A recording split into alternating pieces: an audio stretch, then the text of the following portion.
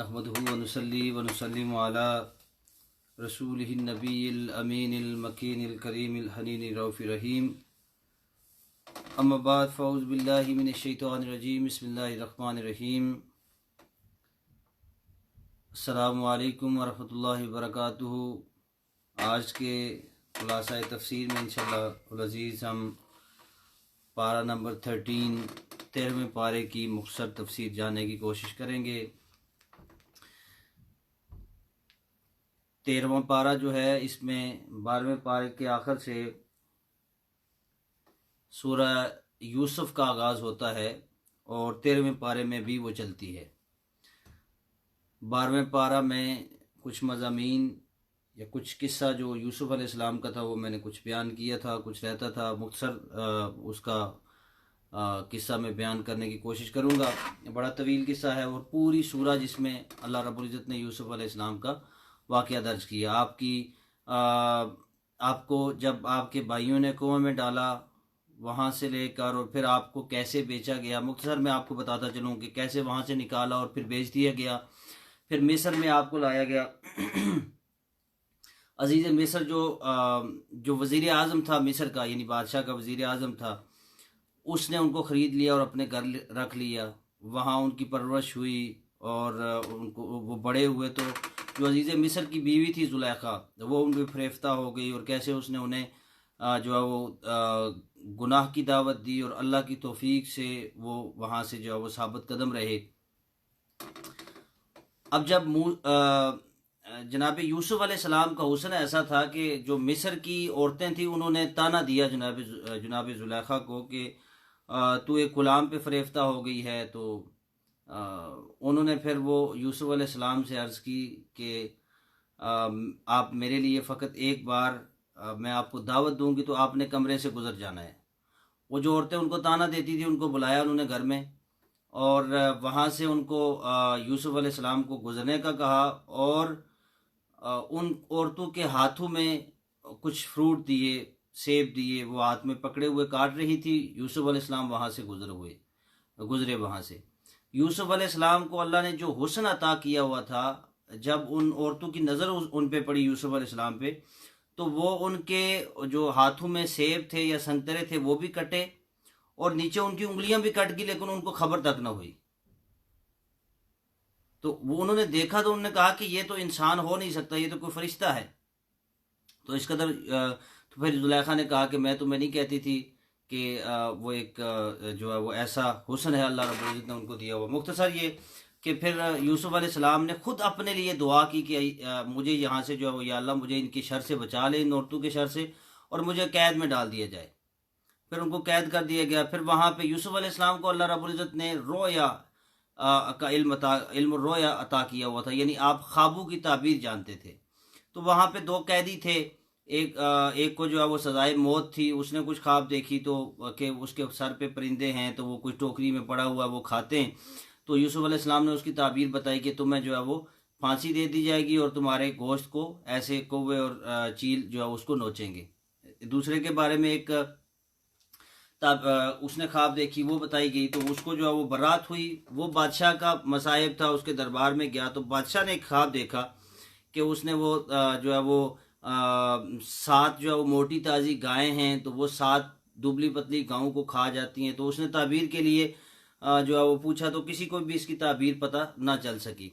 मुख्तसर ये कि उस कैदी ने कहा कि मैं एक ऐसे बंदे को जानता हूँ जो जेल में था और वो उसने ये ख्वाब की ताबीर मुझे बताई थी। अगर यूसुफ अलैहिस्सलाम को बुलाया गया तो आपने उसकी ताबीर बताई कि 7 जो तरोताज़ा और तवाना गायें हैं, इनसे मुराद ये है कि पहले 7 साल जो है ये खुशहाली के होंगे और इसमें ये सब्ज़ा के होंगे, ये इसमें जो है वो गल्ला और अनाज कसीर तादाद में होगा।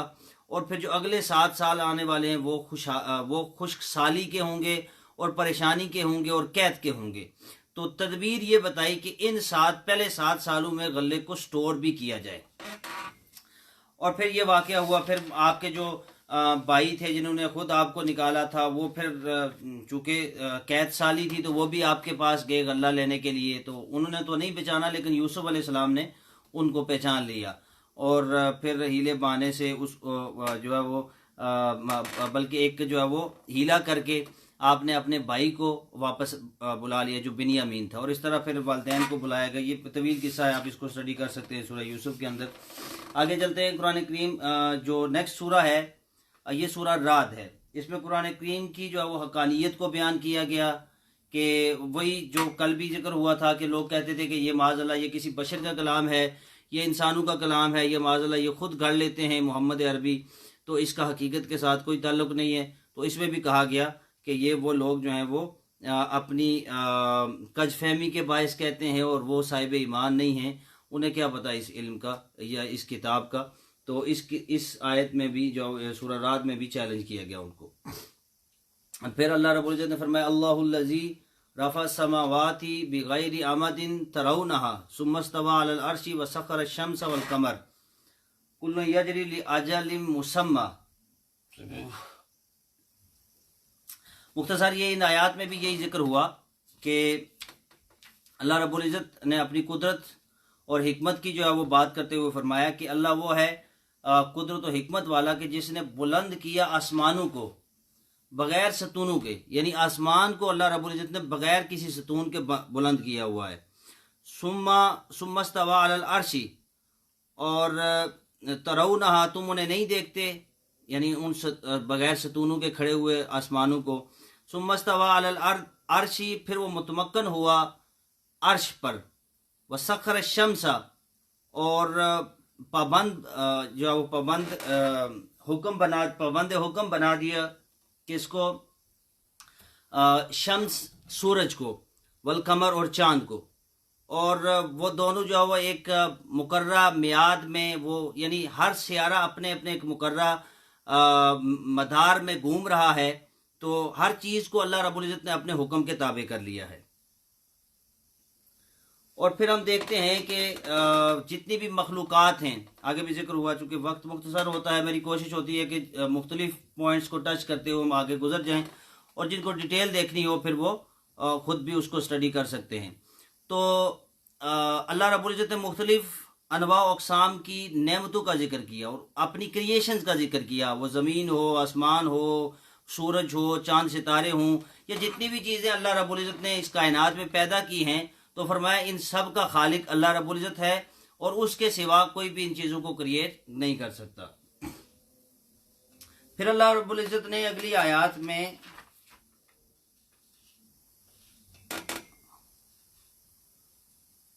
अल्लाह रब्बुल इज़्ज़त ने फरमाया कि मोमिनीन की जो हैं वो कुछ खासियात बयान फरमाई कि मोमिन लोग, उनको अल्लाह रब्बुल इज़्ज़त ने क्या क्या खासियात और क्या क्या इनाम से उनको नवाजा हुआ है। जो मोमिन लोग हैं उनमें सबसे पहले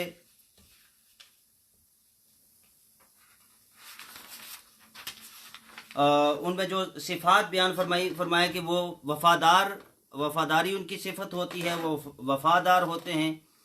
और फिर ये फरमाया कि वो सिला रहमी करने वाले होते हैं। सिला रहमी क्या होती है? सिला रहमी से मुराद ये होता है कि अपने जो रिश्तेदार अजीज़ व करबा हैं, जो साहिब निसाब लोग होते हैं, जो साहिब सरवत लोग होते हैं, वो उनके साथ सिला रहमी करते हैं, यानी उनके साथ मोहब्बत से पेश आते हैं और रिश्तों में दरार नहीं पैदा करते, और साहिब सरवत होने की वजह से उनकी टेक केयर भी करते हैं। तो ये सिला रहमी के मुख्तलिफ जो है वो एस्पेक्ट्स होते हैं कि जिनकी वजह से हम अपने गुरबा की कफ़ालत भी कर सकते हैं, और उनको हम उनकी जो है वो कफ़ालत करने के साथ साथ दीगर माशरे में जितने फसाद हों, फितने हों, लड़ाई झगड़े हों, उनको ख़त्म करके हम सिला रहमी का सबूत दे सकते हैं। फिर इसी तरह वो जो लोग होते हैं मुत्तकीन, उनके दिलों में खौफ खुदा होता है, वो अल्लाह से डरने वाले होते हैं।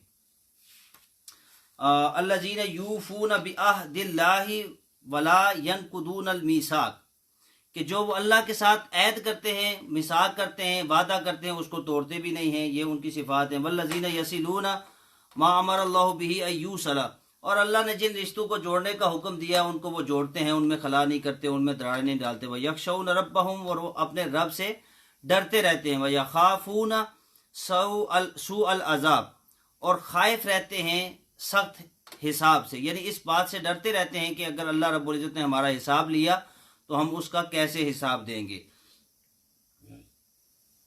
वल्लज़ीन